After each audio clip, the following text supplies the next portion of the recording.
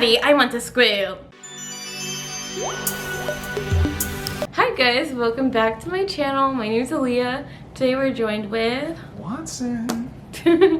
And for today's video, we're going to be talking about 2005 film Charlie and the Chocolate Factory. So Charlie and the Chocolate Factory is a remake of the original movie Willy Wonka and the Chocolate Factory.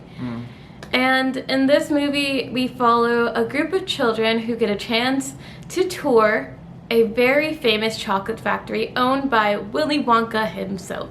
For today's video though, we're going to just be talking about some of the weird aspects of the movie that I don't think I remembered watching or even seeing when I was a child. It should be. I'm gonna preface this now.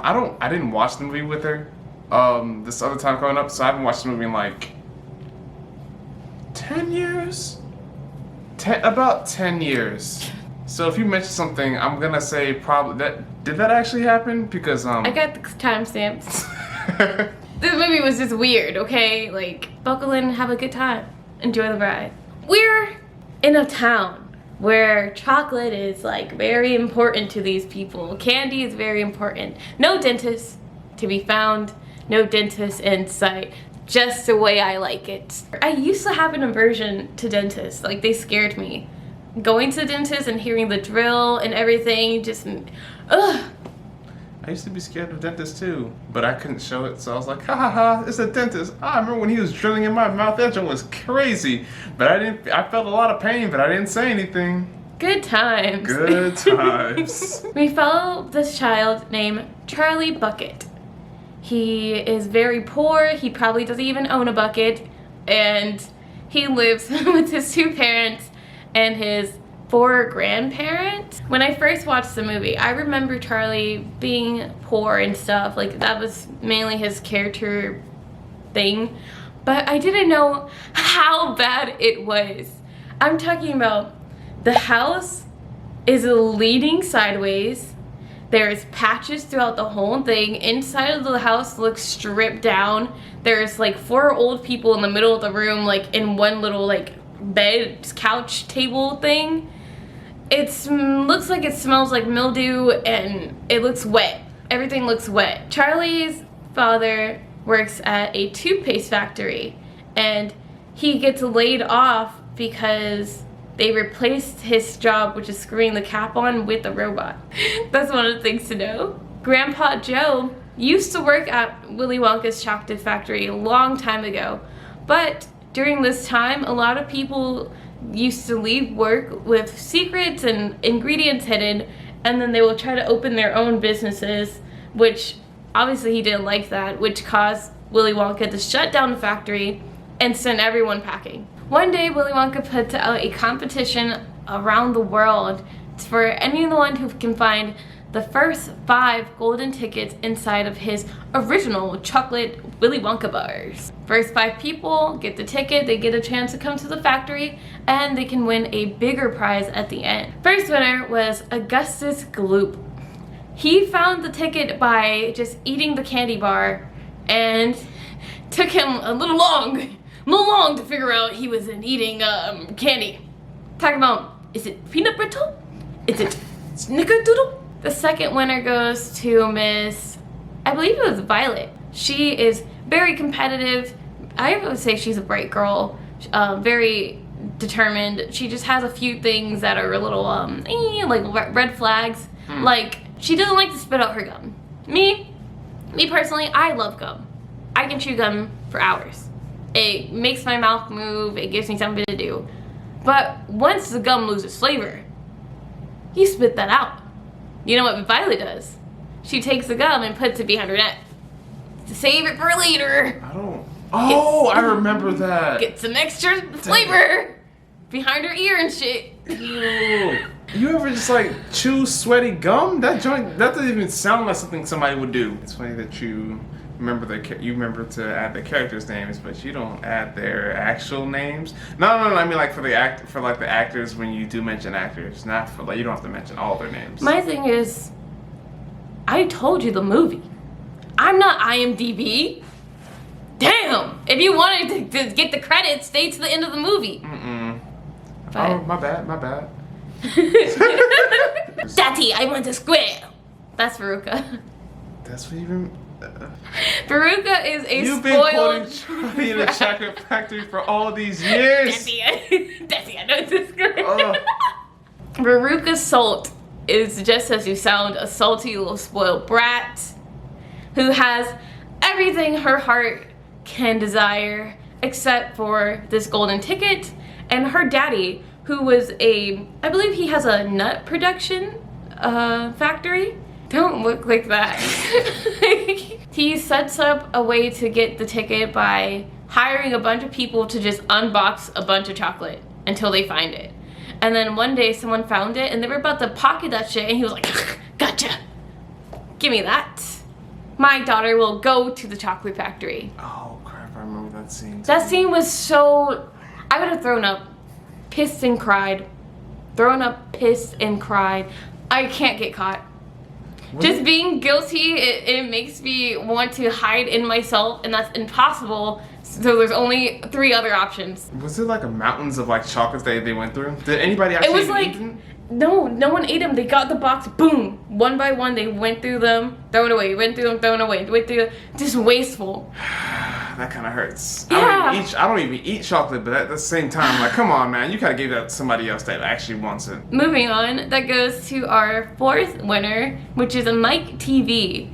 He is, it's a bad thing to say, but he's the face of the school pew-pewers. And of course, the last winner is Charlie Bucket, our main character that we'll be following for the whole movie. I remember him being annoying. Was he actually annoying? Who, Charlie? Yeah. Charlie is annoying in the sense of positivity. Okay. Just imagine you were abused by your family and you're just like, I never want to see them. And then he's like, I love my family. Family's all we got. And I'm just like, shut up. Charlie's Grandpa Joe, he finds out that he won the ticket. And then Charlie's just like, I wonder who's gonna come with me. And then his grandpa goes, I am, of course. And I was like, are you sure about that? And he goes, yippee! Watch the scene again. Yo. Watch the scene again. Yo, he literally gets up and starts like praise dancing. Bro, I'm trying to tell you right now. Wasn't he like, for the most part, for like years and years, he was bedridden? Oh, I thought so too. I'm talking about beginning of the movie. They're all the old people are in the bed like, hey Charlie, follow your dreams, sonny. The people walk into the factory. They get this opening number where it's like a bunch of puppets and they're like singing Willy Wonka, he's the greatest, da, da, da. And then they catch on fire and they start exploding and the eyeballs start popping out. And then the song ends and then it shows a seat where Willy Wonka is supposed to be, but then he's like standing in the line with the family and he was like, man, that was a great one. And they were just like, who are you?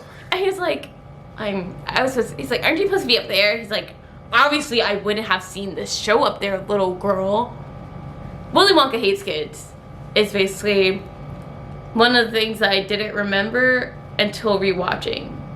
He absolutely hates children, and I will show you all my evidence. Exhibit A! Yes, we're in the chocolate factory with the amazing Willy Wonka himself. At the beginning of the movie, they tell the story about one of his creations, which is this chocolate house in India, and he's talking about a prince who really loves chocolate. So he builds him a whole mansion full of chocolate, and then he tells him, well, you better get to eating. And he was like, no, this is my home. Why would I eat my home? He should have started eating.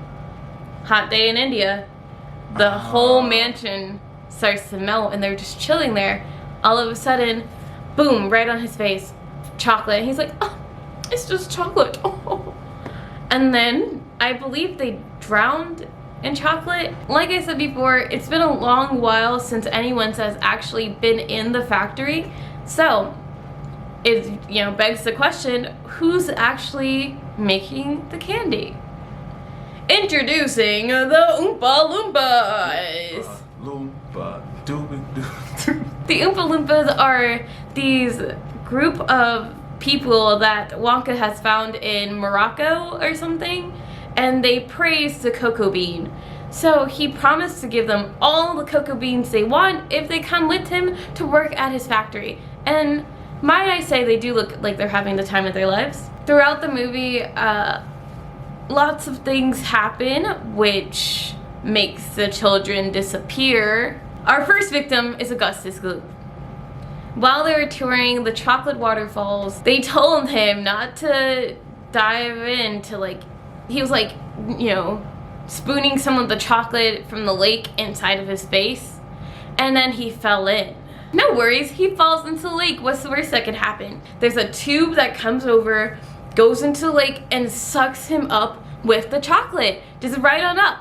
Interesting things occur after the children get hurt. The Oompa Loompas start to sing.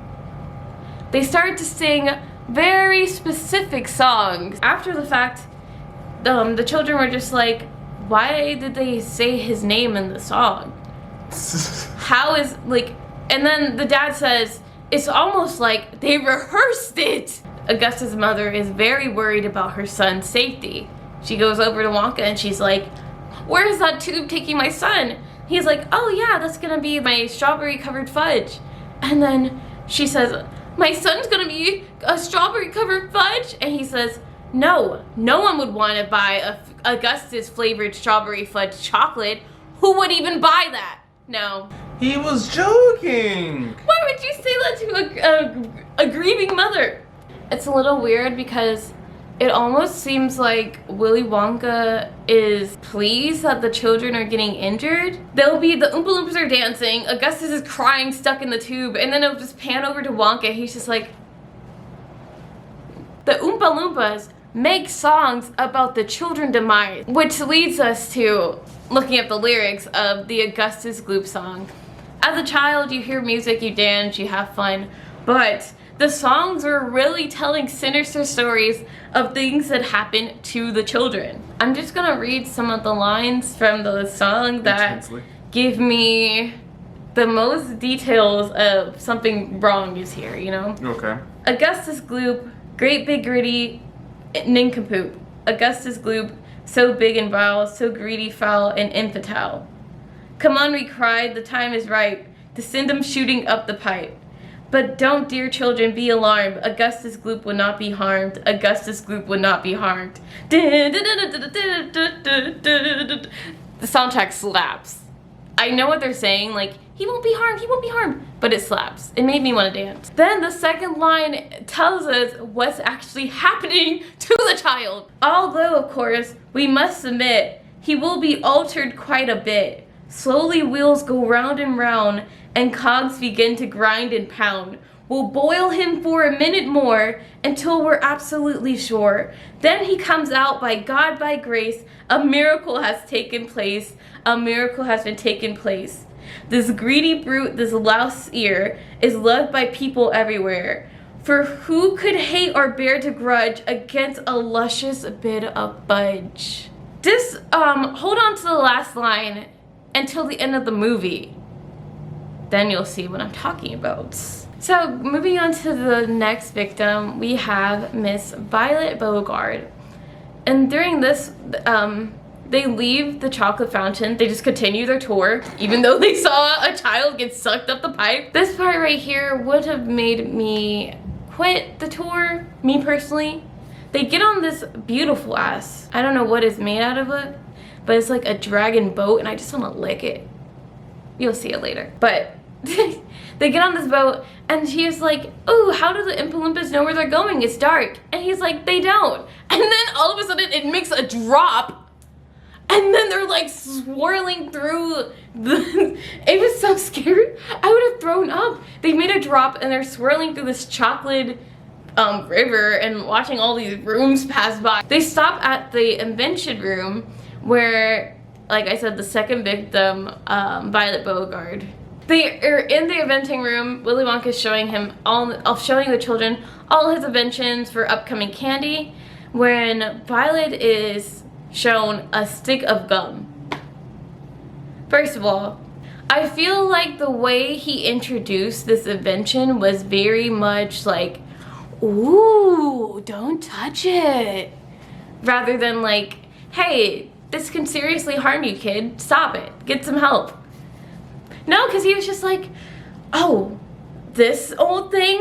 This is our most newest invention of the all-you-can-eat gum. Like, it gives you breakfast, lunch, and dinner. A whole course. 3 courses. You get mashed potatoes, gravy, and it ended with a blueberry pie. And she's like, I can eat it. I'm like the best gum chewer in the world. And he was like, I wouldn't do that, little girl. We haven't finished a few kinks in it. And she's like, wow, gravy. I can taste the gravy going down my throat. Oh my gosh. The mashed potatoes, brisket, whatever, right? Then she gets to the blueberry pie. During this part, he's just like, hey, you should spit it out. But it's not like a, hey, spit it out, something bad's gonna happen, like right now, spit it out. All of a sudden, Violet's nose starts turning violet. And then her mom's like, Violet, you're turning violet. She's turning blue all over her body. Then she starts blowing up. This part was so scary. Cause like, I don't know, like, what do you call their CGI?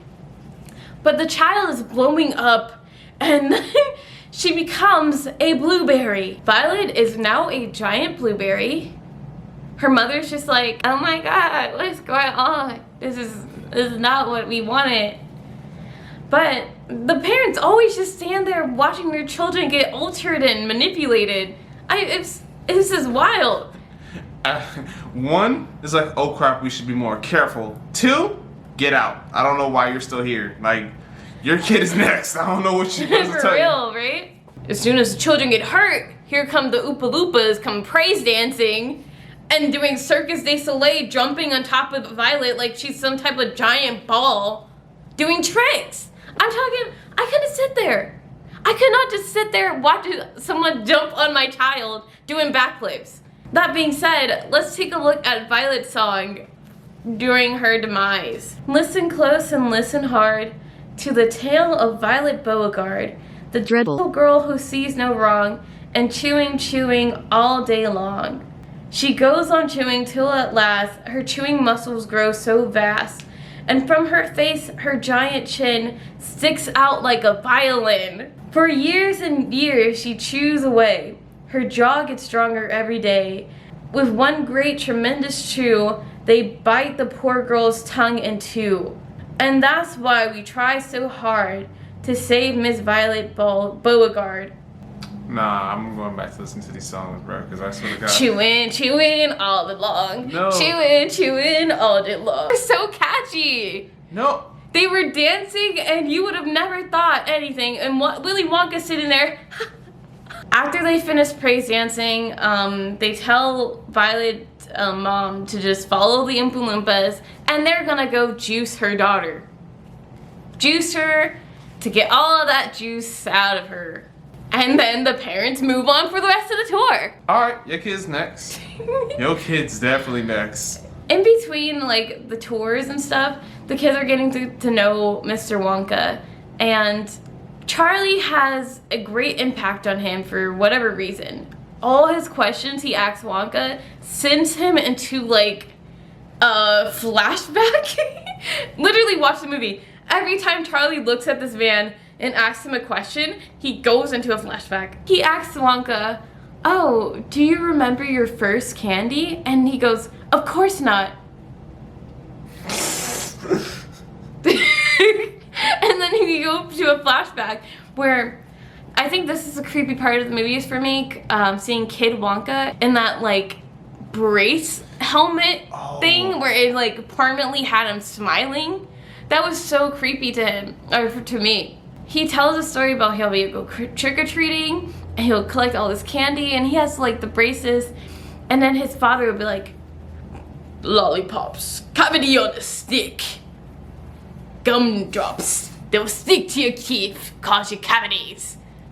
And then he's like, you don't even like this stuff. And then Wonka goes, well, how would I know? And he's like, better safe than sorry, and throws all his candy in the fire, right? And Wonka's smile, just smiling as all his candy gets burnt. After the candy has burned, he walks past the fireplace and he saw like a piece of chocolate that was still in the wrapper intact, and then he takes it out and shoves it in between like his braces, and then he like has, it was so weird. It was so, the way they were doing the scenes, it made it feel like it was a horror movie, but obviously it wasn't a horror movie. It was just Tim Burton. I'm starting to see why I forgot the movie. It's just like repressed horrific images that keep popping up. It reminds me of Chicken Run. Chicken Run was a horrifying movie. I haven't watched it since a child. From the flashback, we go on to where Wonka gets his nuts for his candy bars. And unlike most people, there's a special way he likes to gather his nuts. He likes to do it the natural way, with squirrels. Okay. So inside this factory, he has a workshop full of squirrels that are collecting nuts, and they can like test whether or not it's a good nut or a bad nut, and then they'll throw the bad nuts in this like giant abyss in the middle of the room, and that's where the trash goes. As you can imagine, for our third victim, Veruca, as soon as she sees the squirrel, she's just like, "Daddy, I want a squirrel." Veruca's dad goes to Wonka, and he's just like, "How much for a squirrel?" Willy Wonka's like, "Buddy, they're not for sale." Veruca is pissed off, and she's like, "Daddy, if you're not gonna do it, I'm gonna do it myself." She goes under the bars, and she starts going after one of the squirrels. And then, as soon as she starts to grab it, they all jump her. They jump her, they drag her to the middle of the room, and then the squirrel that she tried to grab goes up on her forehead, and she goes, and they're like, "What are you doing? What are you doing?" He's like, "I think they're testing her." And he goes, to the other squirrels, and they're like, "Oh shit, she a bad nut." They take the child, and they drag her to the hole and throw her inside the cooking trash. Meanwhile, Willy Wonka's like trying to open the door, and he has a whole rack of keys, and he's like, one by one, "Oops, that one's not gonna work. Oops, that's not gonna work." And as soon as they throw her away, he's like, "Oh, I found it." And he opens it and lets the dad goes down there. Of course, the Oompa Loompas come out, and they start dancing and singing, and then the dad's like going up to the hole. Wonka's like, "Oh, if you grab down, maybe she's just on the top of the trash. We don't really throw away trash in the incinerator until Tuesdays." And then the boy's just like, "It is Tuesday." And he's like, "Oopsies." Then he was told that the trash got backed up, so it was like 2 weeks of trash that she landed on. No biggie. Let's go over Veruca Salt. Veruca Salt, the little brute, has just gone down the garbage chute, and she will meet, as she descends, a rather different set of friends. A fish head, for example, cut this morning from a halibut, an oyster from an oyster stew, a steak that no one else would chew. A lot of other things as well, each with its rather horrid smell. These are Veruca's newfound friends, that she will meet as she descends. These are Veruca's newfound friends. Who went and spoiled her, who indeed, who pondered to her every need, who turned her into such a brat, who are the culprits, who did that? The guilty ones, now this is sad, dear old mom and loving dad. And when they say loving dad, and dear old mom and loving dad, they actually had a picture of her mom on a frame that they threw in the trash. What? When he was looking down, the squirrel ran up and smacked his butt, and he fell inside the hole. And then the show must go on. The squirrels go back to work. Willy Wonka says, "Oh, I'm sure they'll get sorted out with the trash." Now we're down to 2 people. We're Mike TV and Charlie Bucket. This is a survival game! Oh, this is the other competition you were talking about. This was Squid Games before Squid Games, is what you're telling. Oh, wow. Each room, a different rule for the game, people getting taken out. Yeah, sounds like Squid Game to me. I don't even remember these scenes really happening, bro. And now you're telling me they literally just sacrificed the kid to the garbage god. Whoever the heck that may be. She meeting her. How do they get a picture of the mom? I don't know. Yo, this is no. You have to watch this movie. Promise you won't remember how weird it is. Willy Wonka has introduced us to his amazing elevator that can go in pretty much any direction possible for some reason. They're looking at a bunch of fireworks. Mike is like, "Why is everything in this building doesn't make sense?" And then Charlie answers him by saying, "With chocolate, it doesn't have to make sense." Nothing has to make sense when you're making candy, as long as it tastes good.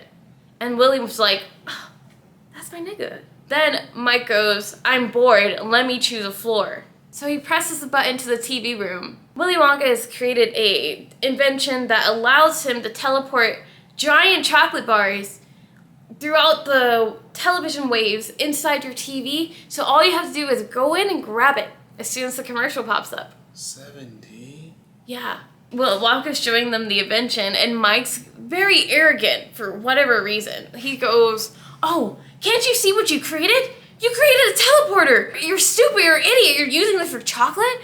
You created one of the inventions of the world, blah, blah, blah. Right? Just mouth vomit. He decides the best idea for him is to run up to the teleporter machine, jump in it so he can be teleported on the TV just like the chocolate. Okay. But Wonka tells him, hey, you shouldn't do that. We didn't create this for people. Of course his dad is just standing there. Mike's inside the tube getting lifted up. He's like, yeah, I'm so cool. I'm gonna get teleported just like the video games. GTA real life.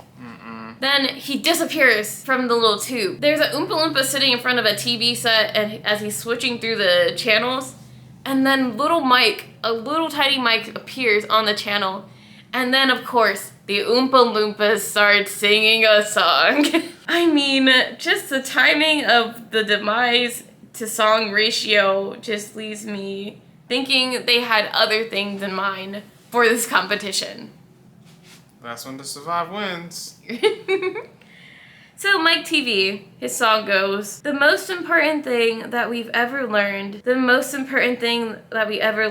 far as children are concerned, is never let them near the television set, or better still, just don't install the idiotic thing at all. It rots the senses in the head, it keeps imagination dead, it clogs and clutters up the mind, it makes a child so dull and blind. He can no longer understand a fairy tale of fairyland. His brain had become soft as cheese, his thinking powers rust and freeze. He cannot think, he only sees regarding little Mike TV. We very much regret that we shall simply have to wait and see. We very much regret that we shall simply have to wait and see.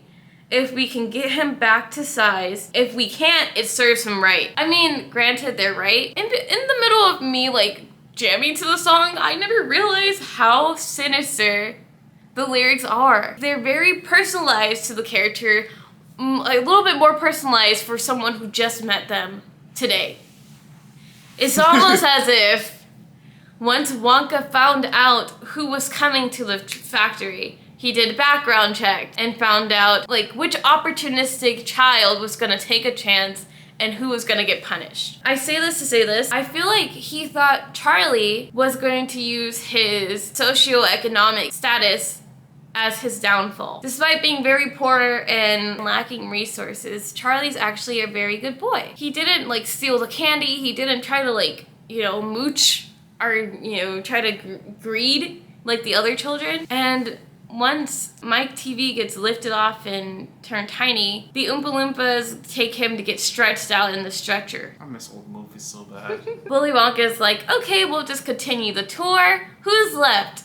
Charlie Bucket. This scene right here, I would sue that man for everything he has. They get into the elevator. He presses his button called up and out. He's like, oh, I've been waiting to use this button for years. And they're just like, oh, why is that? As they're going faster and faster up. They're about to break through the ceiling. And Charlie's grandpa's like, you've gone mad! You're insane! What's going on? Charlie! Ah! And then Willy Wonka's just like, into the distance. Once they're doing their little elevator ride, you see all the children walking out the factory. So, Augustus is like licking his fingers, and his mother says, stop eating yourself. Which leads me back to the Oompa Loompa song, where they say they literally turned him into fudge. Veruca got thrown in the trash, so she's like covered in like 2 weeks trash. It hurt her dad. I think they probably got the best of the punishments, like best as in, we can go home, wash this off and be okay. The dad's probably changed forever, but Veruca's still spoiled. Violet Beauregard, she comes out completely head to toe blue, but she's back to normal size, and she's extremely flexible. She's doing handstands, backflips, just in the span of walking. And then the worst one was Mike TV. He got stretched, alright. Boy's about 6 feet tall, giving very much flat Stanley. We cut back home to his parents, they're just chilling there with the old people, and then there's like, oh, I wonder when Charlie's gonna get home. Here comes the elevator bursting through the roof. Why? You drove over my house. You looked down and saw how poor I was. And you just slammed right through it. Like, they literally have to patch up the ceiling afterwards. When you look at the zoom out of their house, there's so much land that you could have just landed and then walked. No, he landed right in the house. Willy Wonka tells his family that Charlie won. Prize is he's going to be giving away his whole factory to this little boy here. He wants Charlie to come live with him on the factory and ditch his parents forever. That's literally what he says.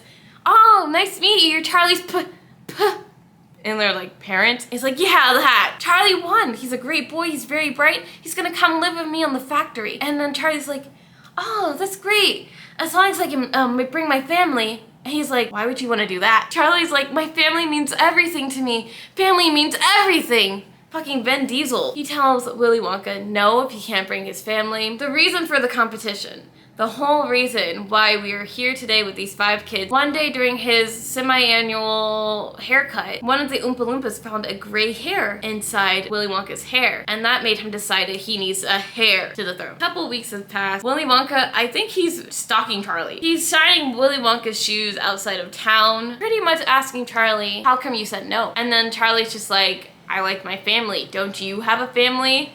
And then, you know, flashbacks.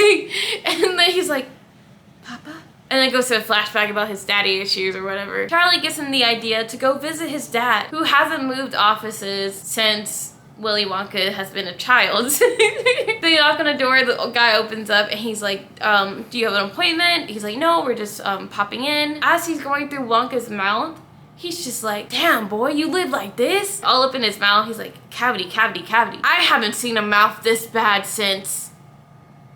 And then he's like, Daddy?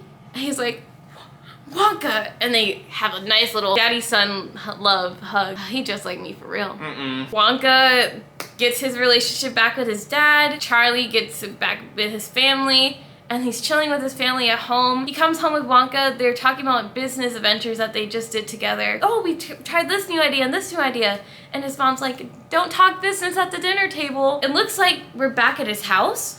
But as we're zooming out, we see that Charlie put his house inside of the chocolate factory. So now he lives inside the factory. He's working with Willy Wonka, creating inventions for new candies.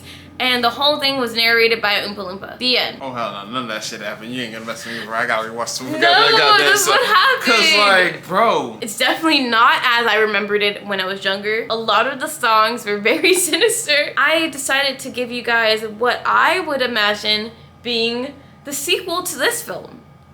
I called it Charlie and the Chocolate Factory, like, more sweeter or more chocolate or something like that. Here's my idea for Charlie and Chocolate Factory 2, the sequel. Years later, we're brought back to the factory with Charlie in charge. Maybe the Oompa Loompas will still be there, we don't know yet. Or maybe Charlie will find his own, like, discovered hope. He'll have, like, a memory area to honor his family. So we'll probably see that at the end of the beginning of the movie. We also see what happened to the other children that left the factory. So I feel like in the sequel, it'll be nice to see what happened to the children afterwards. I feel like Augustus would probably monetize himself off of like the chocolate. I feel like he would have been pretty good to make his own chocolate, seeing as he can reference himself as taste. Violet, I feel like the flexibility would have definitely helped her with competition. And I feel like she would have excelled too, just blue. I think she would have let the violet get over, like, in her head. And when we see her next, everything would be violet. Like, her color scheme, like, inside her home, everything's blue, blue, blue, blue, blue. Veruca, it would be nice. It would actually be nice to see her change character. Maybe she becomes, like, a charity worker. Like, she becomes less rotten. She no longer a bad nut. She said that comment really got to her. Being thrown in the trash, That would be traumatic, bro. It's traumatic. Not just throwing in the trash. Throwing down a chute, an abyss, into 2-week-old trash. The fact that you survived. Also, oof. the Oompa Loompas, when they were singing the song, they were throwing more trash in. So it traumatizing. And Mike, I honestly am not sure what they would do to his character except for saying something funny like he blew away. I thought it would be great to have a sequel because the OG actors are in the right ages right now. Charlie, as you've known, he was in Bates Motel. He's in The Good Doctor. We've seen him. We know who he is. He can come back as Charlie. We're gonna follow Charlie's amazing accomplishments since the first movie. So we're probably gonna see him like through the years growing up with Wonka until he's like the face. But in this movie, he's gonna have the growing urge for something new or something different. Kinda like adulting, you know, once you grow up, you kinda like let go of old beliefs, trying to fit into your new thing. Charlie was also very big on family. So I think it would be interesting to see maybe him battle like work, family, life, and see how he mixes that or how he makes it. Does he give up the factory? Does he sell it? Does he try something new? I personally will watch this movie. I will be the director, of course, and I will sue you if you take it. It's not your movie! It is my movie. I just told you what it is. I'm gonna be very upset if you guys steal it. Thank you so much for watching our video. Comment down below what's your favorite candy and tell us what movie you want to see us watch or talk about next time. We'll see you later. Bye. Daddy, I want to squeal. Ew.